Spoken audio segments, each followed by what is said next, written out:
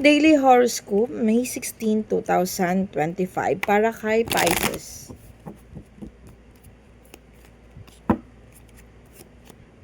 Pisces, the card said here, may mga bagay ka daw na matutuklasan o malalaman.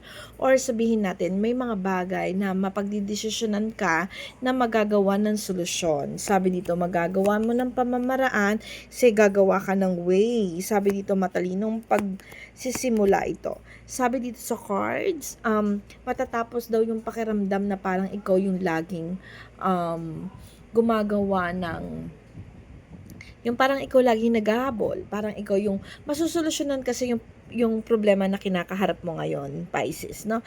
This card showing na walan ka man daw ng guidance ng universe, pero alam kong hindi ka titigil sa pagsolusyon ng problema mo at it will be granted, no? May mga pagkakataon lang talaga na mararamdaman mo may mga bagay na dapat daw na binibitawan or iniiwasan or tatanggapin natin yung katotohanan na sa ngayon itong problema to may kailangan tayong i-release, may kailangan tayong paghindian, meron tayong negativity na kailangang harapin. But this card showing ito yung katapusan ng paghihirap mo, ito yung katapusan ng mga bagay na dapat na binibitawan mo, ito yung katapusan ng mga bagay na dapat na sinusolusyonan mo na. Let's go to Libra.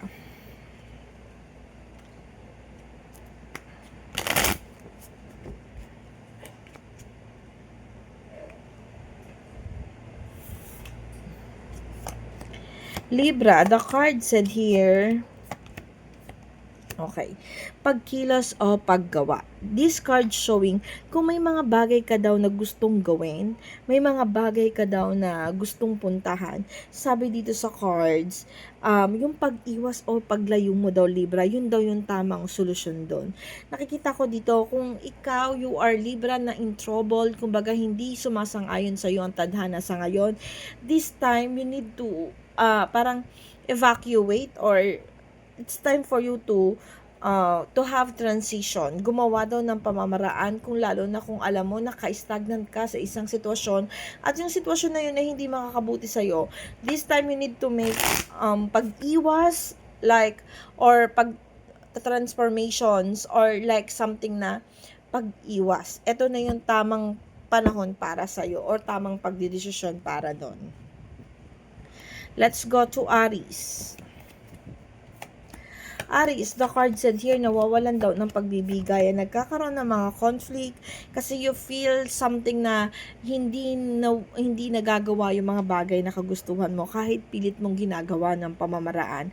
Sabi dito sa cards, minsan talaga kailangan natin imulat yung mga tao sa paligid natin para malaman natin yung kahalagahan natin o yung talaga o kung ano talaga yung good intentions natin. No? Minsan kailangan nating magpaka-war freak para minsan maintindihan nila na minsan ay kailangan they need to do something or somehow kailangan nilang mamulat sa isipan nila, no?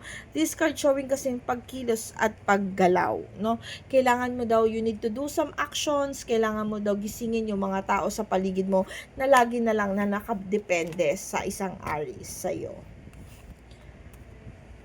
We will go to Aquarius.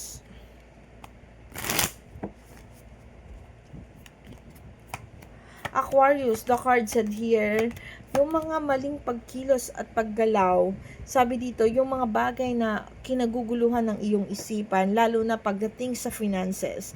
Sabi dito, you feel sometimes, laging nararamdaman mo o yung ngayong nararamdaman mo, parang unsuccessful pagdating sa iyong finances. Nawawalan ka kasi ng guidance ni universe. May mga bagay na maling desisyon, may mga maling gawa.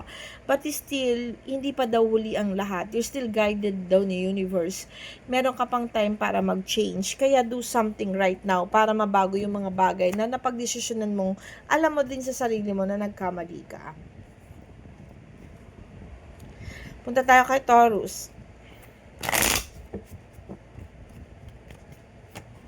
Taurus, the card said here, may mga bagay daw na nakakapanakit sa'yo. May mga bagay na hindi mo masolusyonan. Sa ngayon, nakikita ko you are in the rock. May mga ongoing battle si Taurus. Pero nakikita ko dito sa cards, kailangan maghinay-hinay ng mga desisyon na gagawin. Yung mga bagay na bibitawang salita mo, yung mga pagdesisyon mo, siguro mas magandang ikalma mo muna yung sarili mo. Dahil nakikita ko dito, yung mga ongoing battle mo ay mapupunta sa more conflict pa. So, kailangan, Taurus, ingat tayo sa pagdedesisyon ngayon. Kung kinakailangan, i-isolate mo yung sarili mo para lang makapagdesisyon ka ng tahimik or mag-unwind. Mag-unwind ka muna para mawala yung mga conflict na paparating pa. Sabi dito kasi hindi natin kayang pigilan yung mga taong makapanakit sa atin or hindi natin pwedeng i-please yung mga taong laging mga nakapaligid sa atin eh. Hindi natin kayang kontrolin kung ano yung gusto nilang isipin para sa atin. But, yung ating emotion, kailangan natin antabayanin. You need to choose your battle. Yun yung sinasabi dito sa cards.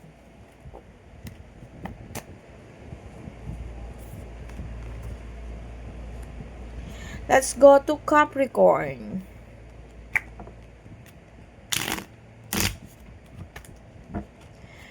Capricorn.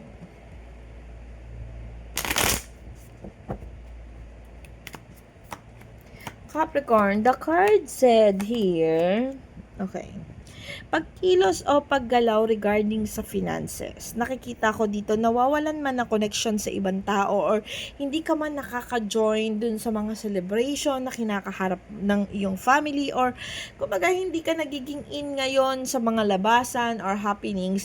But then nakikita ko dito, success naman pagdating sa career. This card showing work, finances, and finances. Nakikita ko dito yung pagiging successful at nakikita ko dito yung motivation ng isang Capricorn sa pagkakaroon naman ng maayos na finances. So, tuloy-tuloy mo lang ito, Capricorn. Nakikita ko naman dito na makakabawi ka rin sa mga tao na hindi mo nakasama dahil nga may mga bagay na kailangan kang i-priority. Pupunta tayo kay Scorpio.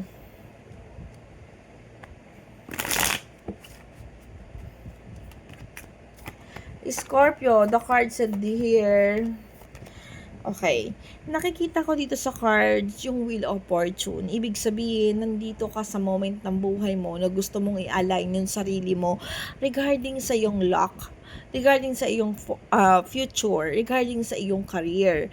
This card showing may mga nararamdaman kang kabiguan kasi hindi naman talaga ganun kadaling tanggapin or kunin yung mga pangarap natin kasi talaga naman may mga dumarating sa ating obstacle para sa pag-abot ng pangarap natin, but still this card showing na nararamdaman mo man na maraming kakulangan pagdating sa finances or parang hirap kang abutin yung mga pangarap na mo.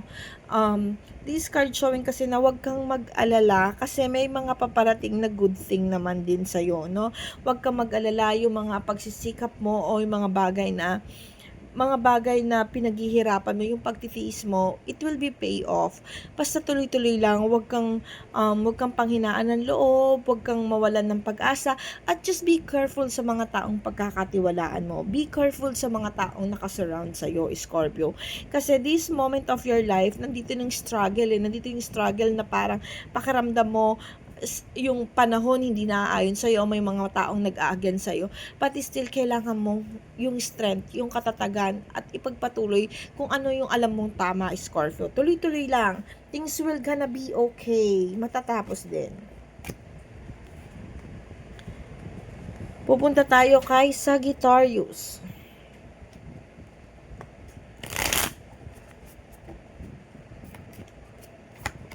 Sagittarius, the card said here, may mga bagay daw tayong dapat ipinaglalaban at pinupursige. Sabi dito sa cards, may mga dapat ka nang pinanghihinayangan eh. Kumbaga may mga past na dumating sa buhay mo na hindi mo na-achieve, hindi mo nakuha. May mga bagay ka nang pinalagpas na. But this time, sabi dito, i-pursue mo, igawa mo ng pamamaraan, yung mga dapat mong gawa ng pamamaraan. It's time to change, Sagittarius. This card showing na kailangan mo daw na i-grab yung mga opportunity paparating sa'yo para hindi na matulad kung ano yung mga na-loss mo before. Tuloy-tuloy lang, grab the opportunity at nakikita ko yung success para sa'yo. Pupunta tayo kay Cancer.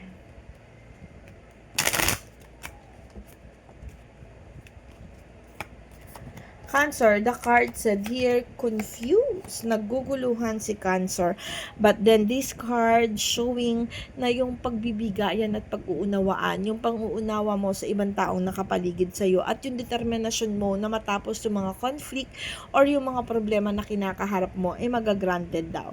Sabi dito, tuloy-tuloy lang, huwag mawalan ng pag-asa. Kung ikaw ang isang Cancer na humaharap sa pagsubok, huwag kang mag-alala, Cancer. Ang pagsubok na yan ay malalagpasan mo. Kung finances man ito, kung relationship with other people, or something conflict with your family, this card showing na mapagtatagumpayan mo ito at matatapos kung ano yung pinagdadaanan mo sa ngayon. No, take relax, pray, and ngayon pa lang i-claim mo na at be thankful dahil matatapos kung ano yung man yung pinagdadaanan mong kaguluhan sa ngayon.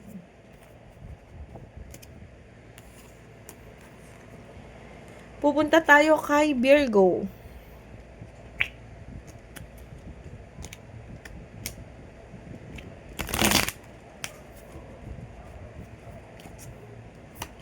Virgo, the card said here na wawalan daw ng regarding sa finances, you need to be careful kung sa mo dadaling na yung finances, Virgo.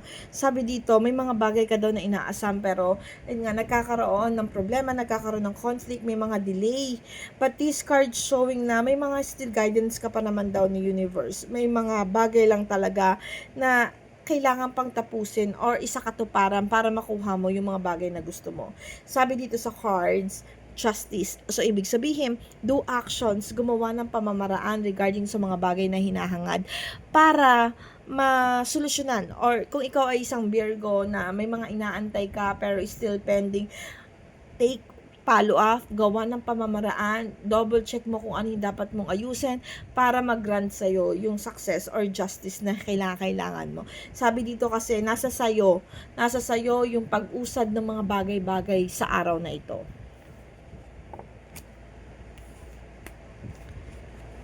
Let's go to Leo.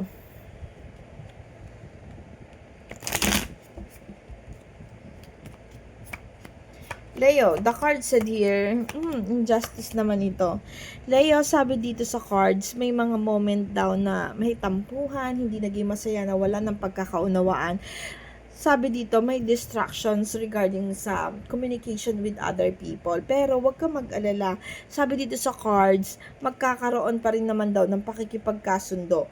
And this card showing na hindi ka naman daw mabibigo. So makikita pa rin naman kung ano talaga yung mga dapat at hindi dapat gawin, or makikita naman kung sino talaga ang tama at mali, no? Kung ano ang tama at mali.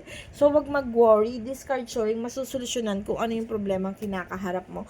At nakikita ko may injustice man, kumbaga para sa'yo, it's unfair, Leo. But then, this card showing na mauunawaan din yon at masusolusyonan din yan. Okay, let's go to Gemini.